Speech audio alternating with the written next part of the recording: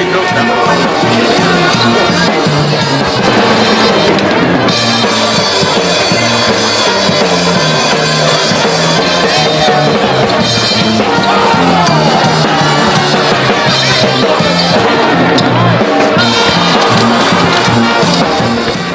We ain't gonna have no room for tomorrow.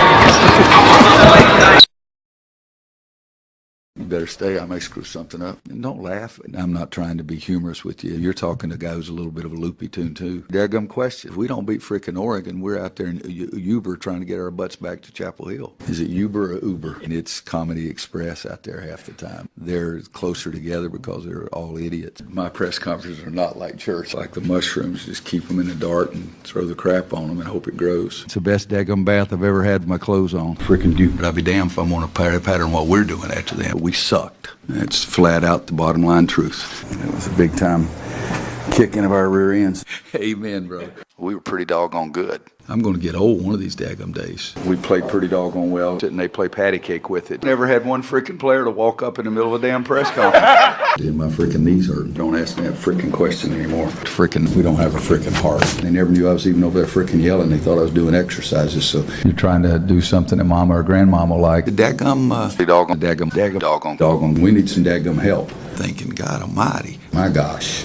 That's a pretty doggone good basketball team. NCAA needs to buy a daggum new table. You need to get the crap over with. Get his rear end up off the ground. They're talking about the freaking green room. We started talking about defense. He thought it was that fence that goes around your yard. He ain't gonna play very much. He's sitting up here saying the same damn thing. They took a nap instead of getting up. No, I just say shut up. The old farts know who I'm talking to. Played their tails off. That's half the damn broadcast. Tell you, I'll be dead by then. So he's a little wacko. I mean, Jiminy Christmas. Little sucker over there. How in the dickens, is that what it is? It's like spitting in the wind. Don't believe everything you hear. Trying to watch what I'm saying. That's enough. That's the most ridiculous freaking thing I've ever seen. Don't have to print that. I think there's been some attention, maybe even more this year, and I think it's loving on kind of the way you talk, the accent, some of the sayings. I've never had anybody say that it was a loving thing. Well, I think it is. Nice. I don't sense that. animus anyway. Yeah, but I was wondering if that's kind of how you grew up talking, and that's how you've always talked. If we wound the tape back to you a while ago, if that's the same way you talked, and if you've ever felt a temptation to moderate it, to speak with less of a regional accent. You know, when I went to North Carolina, when I went to Kansas, everybody talked about my southern accent. After several years, when I came back home, they told me I'd lost my accent.